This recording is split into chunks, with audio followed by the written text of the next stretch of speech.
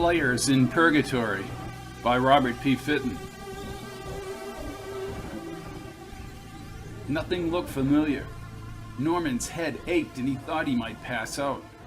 His cell phone was fully charged, yet he got no signal. The light from distant street lamps ahead diminished into the road as his company car whipped by the cable-connected concrete post bordering the woods. The narrow, cracked asphalt road led to a sloping drawbridge that was slowly lowered ahead, and the red and white gate started upward. Light pinpoints dotted the darkness, and a few boat masts were visible away from the bridge. The red brake lights glowed in his mirror as he slowed to a stop. A hunched-over man in a black fedora emerged from the orange incandescent glow of a guard shack behind the rising gate. He wore an open, dark coat and leaned on a cane as he shuffled to the asphalt. His sullen face and heavy eyelids resembled a wax figurine in the night. With some kind of weird accent, and still 50 feet away, his words sounded as if he were inside Norman's company car. I've been waiting for you, Norman. You are here, on the road to nowhere. Norman started the engine. The tires crunched in the shoulder gravel, and he rolled toward the man. The white speed limit signs and the drawbridge warning sign blurred. He flipped the headlights to high beams, yet the man did not move or cover his eyes. "Where the hell am I, old man?" he shouted out the open window. "I was on the expressway, damn it," he said, turning momentarily toward the glowing bridge. I see no reason why you cannot cross. "I'm lost, you numbhead." Norman banged the steering wheel. "Do you know who the hell I am?" Yes, sir, I do.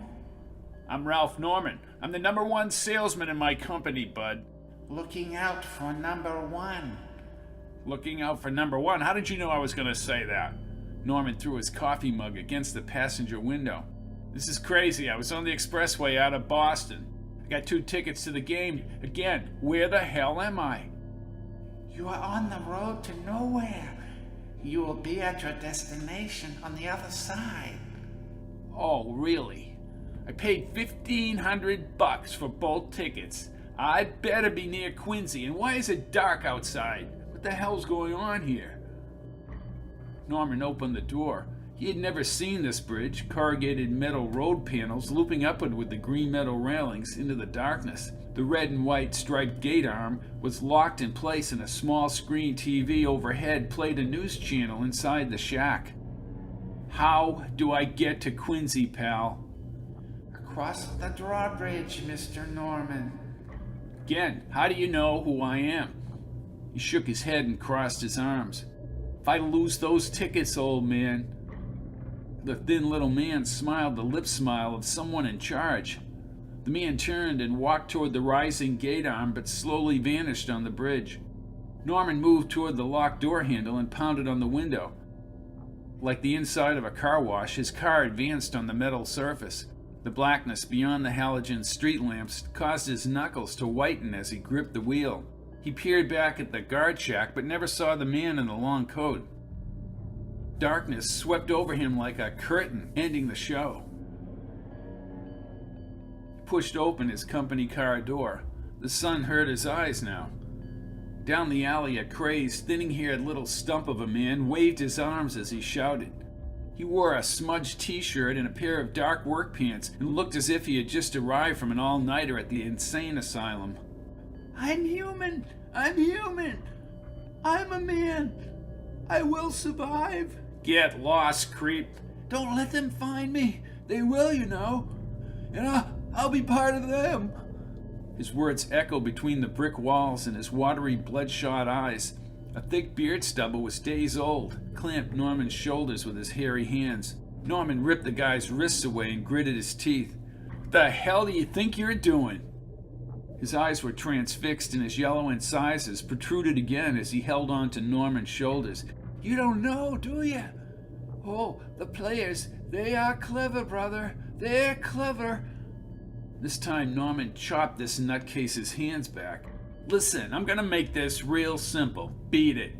They'll get you too. Norman stepped toward the road, turned and then moved away as the guy's rambling faded. You just don't get it. They're out there, and they want you to be a part of them. I won't do it. I won't do it. Norman crunched his eyes closed. This creep's aggravation pushed his tolerance. He spun as the guy approached from behind. Look, Pally, I don't know what the hell your problem is, and I really don't care. Lunatics like you should exit back to the funny farm with the rest of the mush brains. And you just stay away from me. He jabbed his finger into the guy's chest. Got it? You walk a mile in my shoes, brother. Froth gathered around the corners of his mouth. I don't give a damn about your shoes, brother. My name is Jonas Smelter. You want them to take me to Gerstein's? Shut up, you goof, said Norman as he marched back to the street. Gerstein's funeral parlor. This is room behind the funeral parlor itself. I got bigger things to worry about than you and your stiffs at the funeral home. Norman clicked his keys and jaunted back to his company car. He tried his phone as he ran, but he got no signal. Smelter stumbled after him. Don't be a fool, Norman! Norman skidded to a stop and he faced Smelter about 20 yards away. How do you know my name? He rushed forward and ripped at Smelter's arm. I asked you a question, moron. How do you know my name? Smelter slurred his words and panned skyward as his eyes widened. I have a sixth sense. I just know. There's 13 of them in the ethereal plane. Am I just to be absorbed into their being? Am I? You're mental, said Norman, dialing Billy on his cell as he returned to his company car. Norman pinched the 2 Oakland tickets between his thumb and index finger. Billy wouldn't believe he had 50-yard line tickets. Billy answered after a couple of rings. Yeah.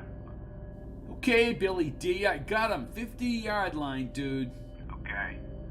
You don't sound very enthused. After a short silence, Billy cleared his throat.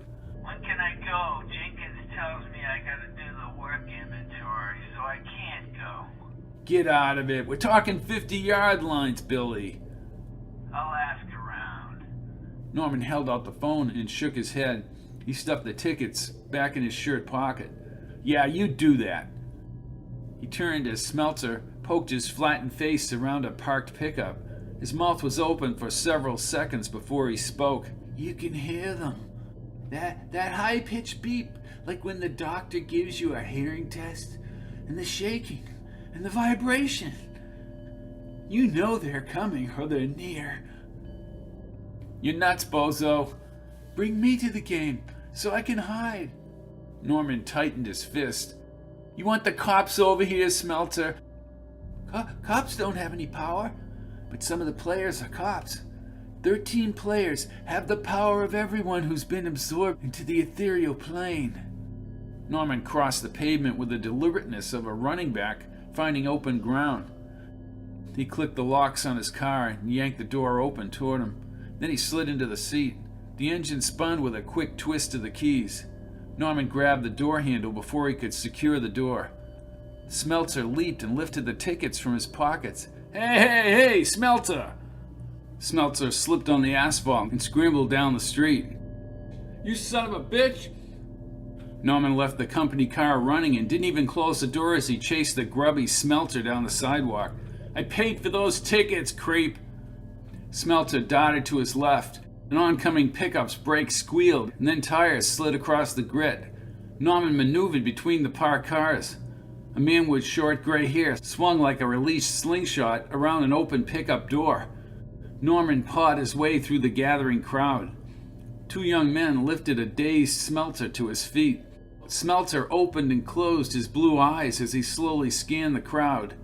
A man in a blue shirt and amber striped tie clenched his wide jaw and furrowed his rusty brows. Kendall! You're Frank Kendall! You're a player! You hired this guy to run me down! I never have met you before in my life, buddy. I hear the beep. Oh my God! The ground is moving! Smelter staggered back and fought to maintain his balance. You want me to tell them all? Do you, Kendall? You want me to tell them how you and Rundle were at the bus terminal when I tried to leave the city this morning? Did anyone call the EMTs? asked Kendall. "This man is obviously sick." "Oh, no, you don't," said Smelter, holding the awning support poles as he backed to the sidewalk. "So that's the plan. Have the other players show up in the ambulance and then take me to Gerstein's. You think I'm an idiot? No way!"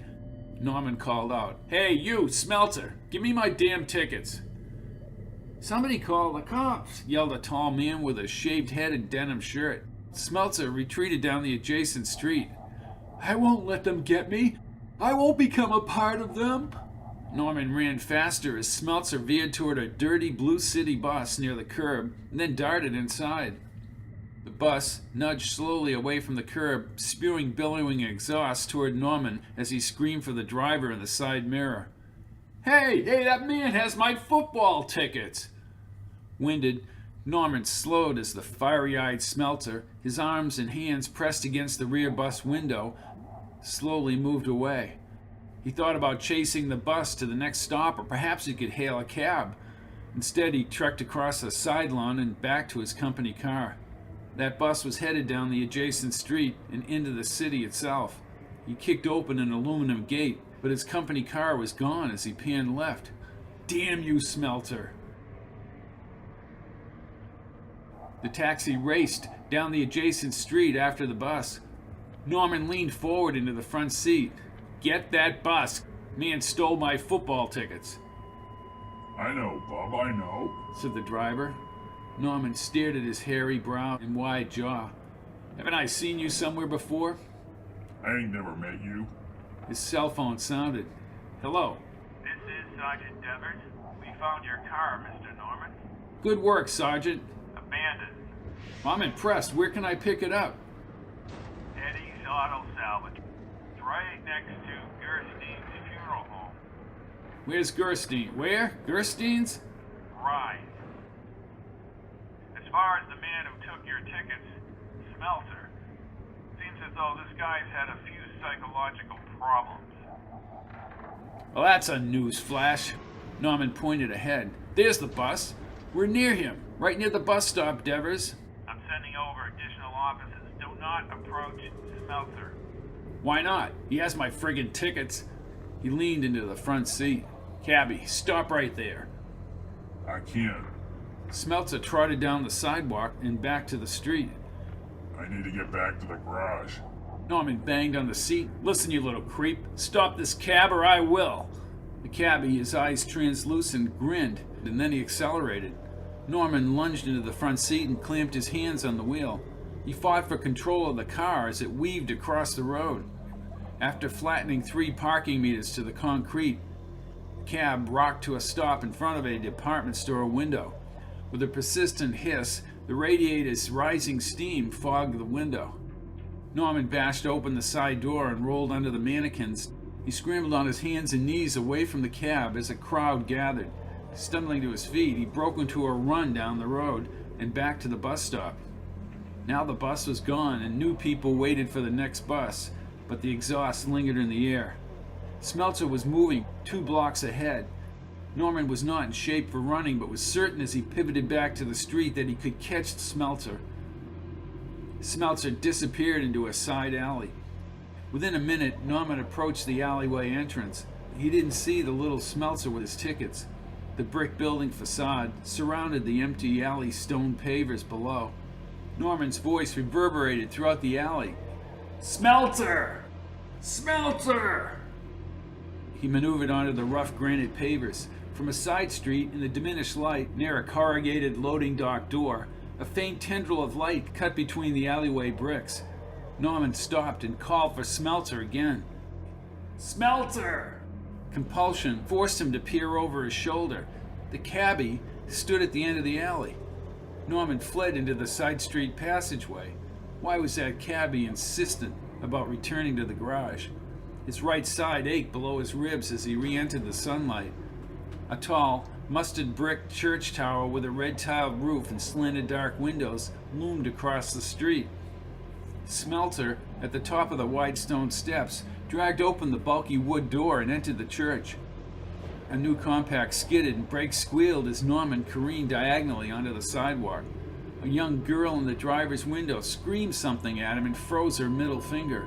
Norman scampered up the worn slate stairs and scrambled into the shadows, looking back at the small compound. He grabbed the church door's thick metal handle, but strained to open the heavy door. Cooler, dusty, and almost sweet air swept over him as his eyes adjusted to the darkened narthex. Organ pipes bellowed as a fully packed congregation sang "Near of My God" to thee. Smeltzer had secured himself in a side pew under a lofty blue and red stained glass window of Jesus praying in the garden. Smeltzer, his tattered undershirt bulging at the waist, had no hymnal and stared at the towering window. Norman slinked along the varnished wainscoting. Smeltzer's deep beard stubble was lost in his rolling chin's translucent skin, and sprouting dark hair on his neck overlapped his t-shirt. Smeltzer's eyes expanded when he saw Norman's shadow cross the red and blue window light. "You!" As the parishioners and the organ forced the next verse, Norman fingered Smeltzer on the shoulder.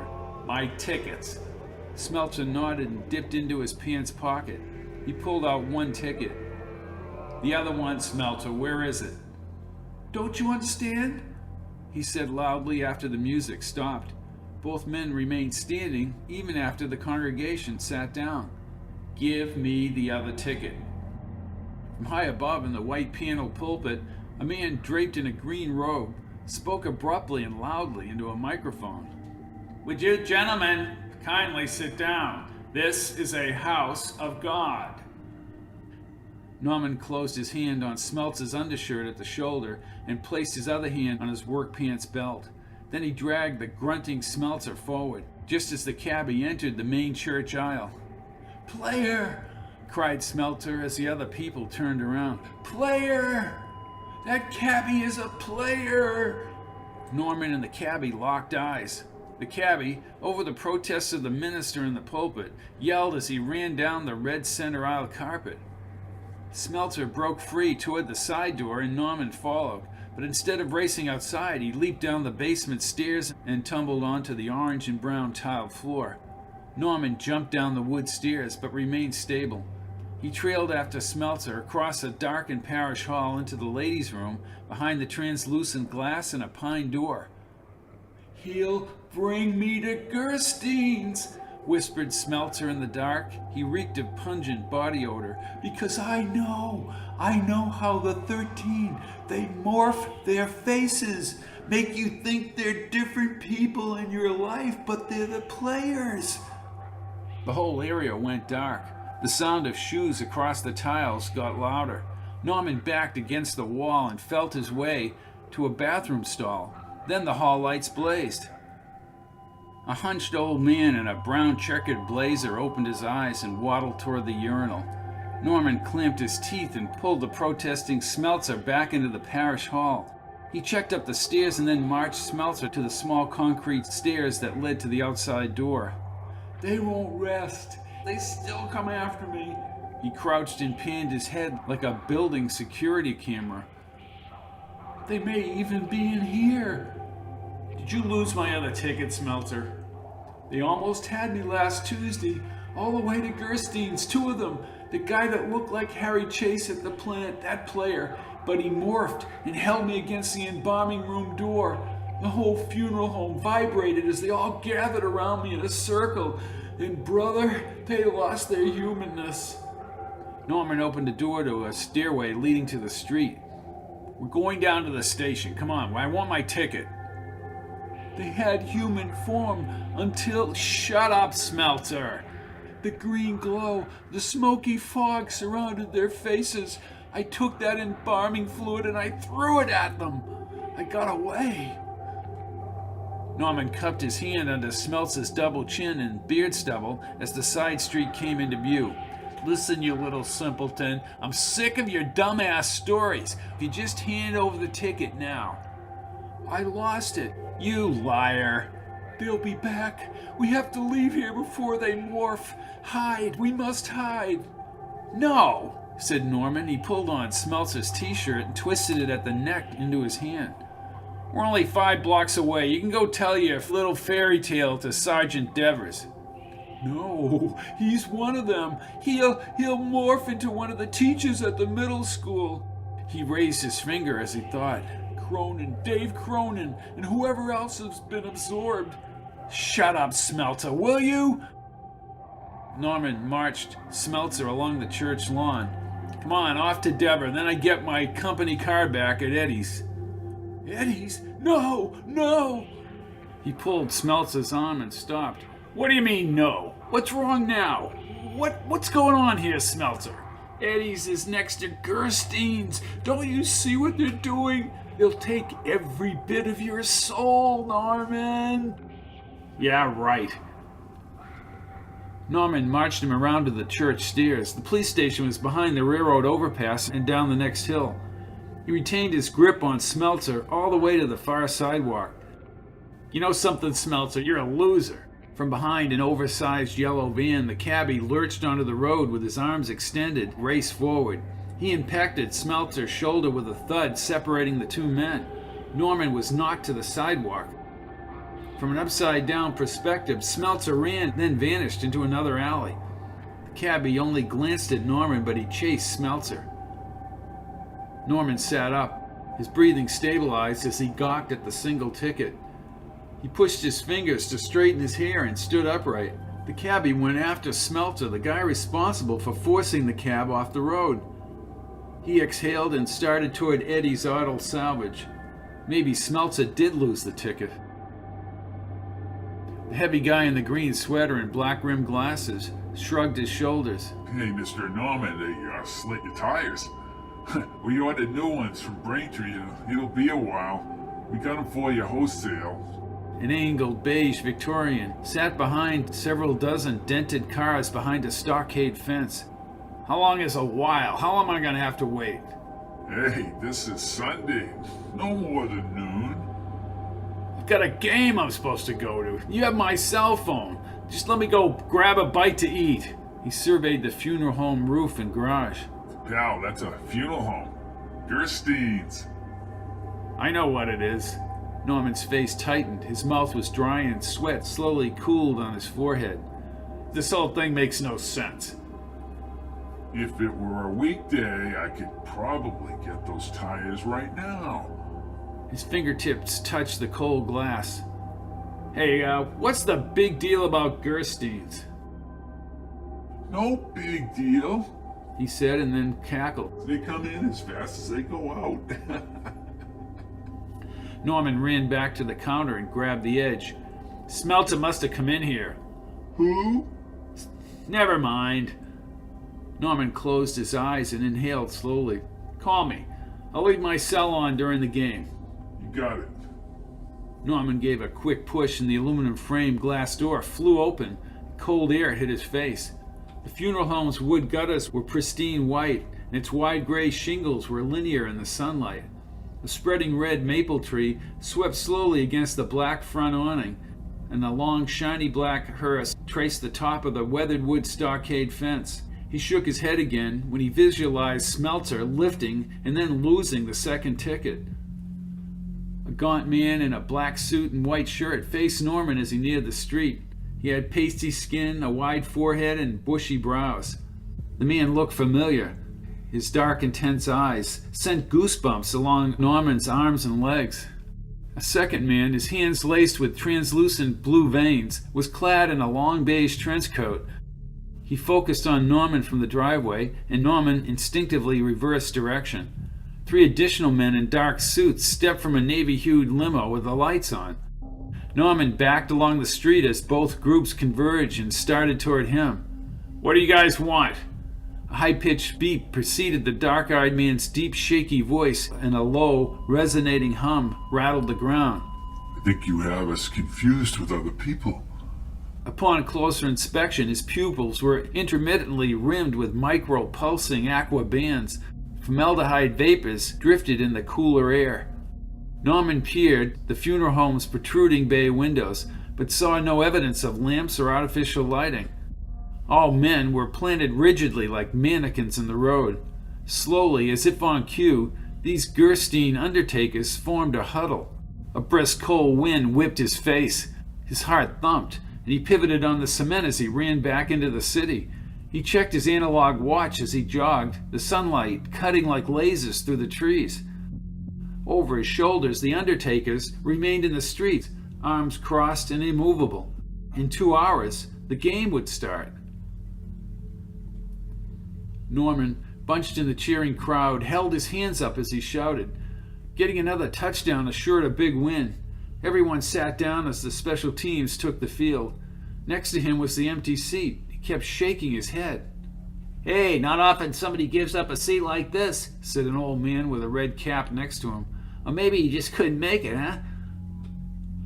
Or maybe he's just an idiot, a stupid little grunt." "I've been to 22 consecutive games."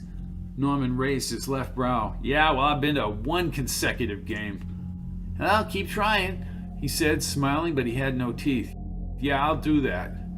Smelter, carrying a large styrofoam cup of coffee, locked eyes with him. Norman's face tightened. For a moment, Smelter hesitated, then started up the concrete steps. Through the crowd buzz, Norman called to him. He said nothing as he reached the 22nd row and then slid by the fans toward Norman. "They left you alone," said Smelter, staring at the field. He sipped his coffee. "You're a lucky man. They want me first." "You know something, Smelter? You're really starting to get under my skin." "Skin? Don't tell me about skin." He tilted his head back. "They morph their faces, brother. They'll change at will, anywhere, anytime. I know them all. Even Mandy. She's a player." "Smelter, there are no players. It's all inside your head. They were undertakers. Oh, sure, they look spooky enough, but that's what they do. They work at Gerstein's." "Oh, they make you think that. Like Edgar. He's so slick. He can morph around a pole here at the stadium and walk to the other side as somebody else. Why did I have to find out, Norman?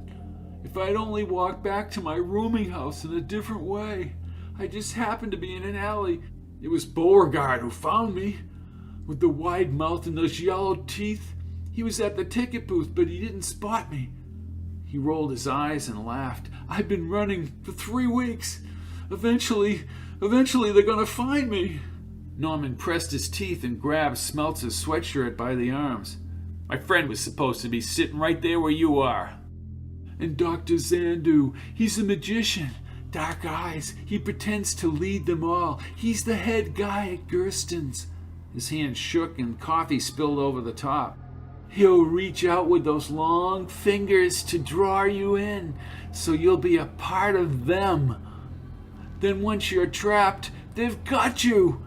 The crowd roared again and many people stood. Norman cupped his hands. "Okay, I'll bite, Smelter." Images of the Dark Victorian and the Undertakers remained fixed in his thoughts. "Why don't you just do what they want you to do? Be a part of them, as you might say." His eyes were solid and he didn't blink. "It's a force, central to all being, gaseous but not, the sickening green cold within them. How many others have been absorbed? How many?" His whiny voice was so loud that people turned. "How many?" "It's not real, Smelter," shouted Norman. "It isn't. There are no players. They don't exist." Smelter stumbled to his feet and awkwardly backed down the aisle. He kept shaking his head like a man with a twitch. The words caused Norman's stomach to stir. In a few seconds, Smelter crossed behind a pole and then descended down the ramp. One of the Undertakers from Gerstein's moved rapidly along the rail. He wore a blue and white football jersey and focused on Norman as he too vanished down the ramp. Norman's erratic breathing brought on a momentary lightheadedness. A kid in a red shirt hauled a blue plastic chest up the stairs. Hot dogs, hot dogs, hot dogs. "Over here," said Norman, raising his hand. He fought to maintain his steady breaths. The kid opened the white lid and reached inside. He pulled out a foil-wrapped hot dog and passed it down the row. Norman asked for a second one and then sent a $5 bill back to the kid. For the first time since Smelter stole his second ticket, he was relaxed. He peeled back the warm foil and quickly sunk his teeth into the outer skin. Then he spread some ketchup along the rest of the dog. He ate half-heartedly and watched the two teams battle below. Thoughts of Smelter disappearing below continued to haunt him as he swallowed and then swished a beer around his mouth. Why was the man from the funeral home after Smelter? An anxiety crept into his stomach and his jaws froze. Something was unsettling, and that pervasive fear descended across the stadium. He withdrew the hot dog from his mouth, chewed the remainder, and stared at the city buildings outside the stadium.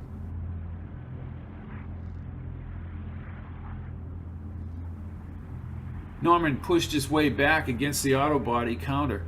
Late in the day, the pneumatic lug wrenches were silent, and a single dust-laced radio blasted out a loud talk show into the customer area. The register pinged out the tire purchase, but his eyes were fixed on the glowing hurricane lamp in the center of the bay window of Gerstein's funeral parlor. The upstairs windows remained dark, and the tapering luminescence from the center lamp provided only glimpses of the parlor furniture and the flowered wallpaper. Norman creased his brow.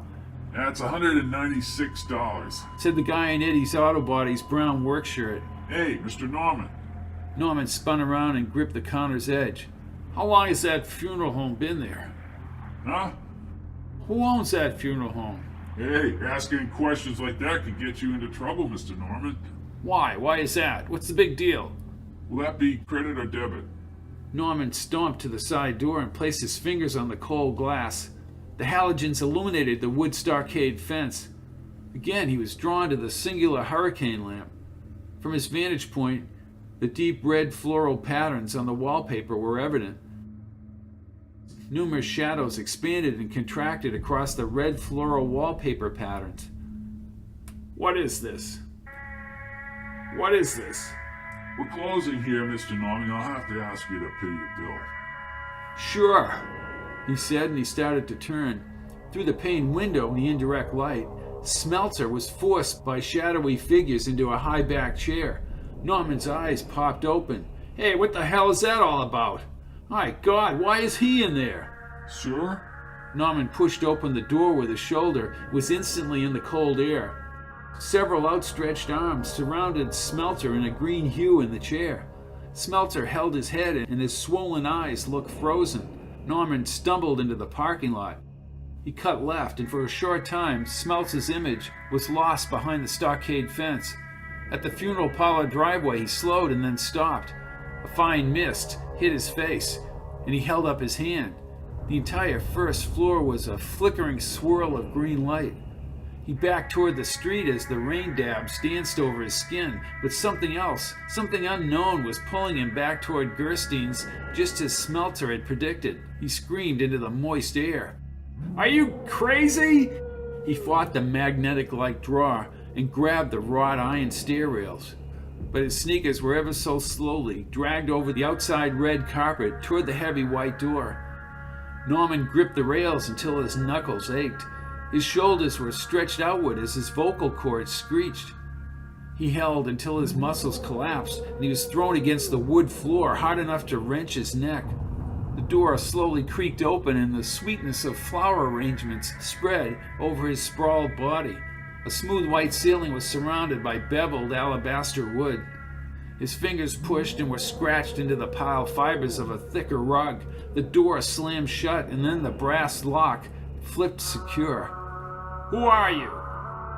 He clutched the entry hall chair near a walnut podium with a brown leather guest book. I won't let you take me! Sweat congealed and then drained in rivulets down his temples. He no longer was restrained and rolled onto the carpet. The moist, warm air hung heavy. To his left was the open parlor, an elongated, darkened room with a taffeta floor lamp near the satin window drapes. Single chairs were sandwiched between the high back chairs and several maroon divans. Norman stood. Where are you? Where is everybody? He grasped the podium's edge and glanced down to a white-lettered black marquee. Smelter. What did you people do to this smuck? He spun and yanked fruitlessly on the glass doorknob. Then he flipped several light switches, illuminating more floor lamps and a series of brass lamps with swirl glass bulbs. He pivoted on the rug. The air cooled as if he had entered a freezer, and his sweaty clothes chilled his skin. What the hell is this? He backed slowly across the room. Diagonally to his left, behind a black-frame monitor, was an office at the end of the hallway. A mahogany desk was open and pens upward in holders and papers stacked. The area beyond was murky. Outlines of chairs and moving shadows shook his soul. "I want to know who the hell you are and what you've done with Smelter." A warmer, pushing breeze sauntered at floor level, heating his socks and jeans. He looked at the shears across the front door's glass windows. His fists were now clenched as he raced into the office. The office door faced the driveway, and it too was securely shut. Norman rounded the corner, inadvertently kicking the desk chair end over end into the parlor. He chugged into the dark and black room, but slid to a stop only a few feet in the low light. Another wood-paneled white door was marked for employees only, but may have led to the garage. He shuffled slowly now, his hand outstretched toward the side door. This handle was steel and cold, but it rotated. With his sneaker, he shoved the door. Stark white light allowed no shadows, and formaldehyde inundated the air. Clear tubes housing the green swirling light were connected to Smelter under the table sheets.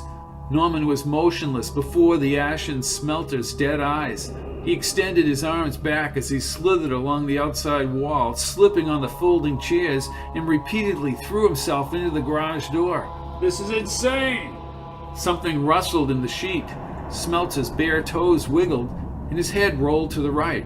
His huge, moist blue eyes and grin sent Norman back toward the other room. Glass broke inside the lighted room, and something smashed on the vinyl. Smelter, sheet wrapped over his rotund form, moaned like a wounded animal. Norman turned to run. 5 of the Gerstein undertakers arced around him like gunfighters in the Old West. The luminescence behind their eyes cast downward shadows across their tinted faces. "Who are you people?" The silence and icy breeze produced a gaping fear in his gut as he backed across the darkened room. He fell into a flower arrangement as 2 men stepped toward him.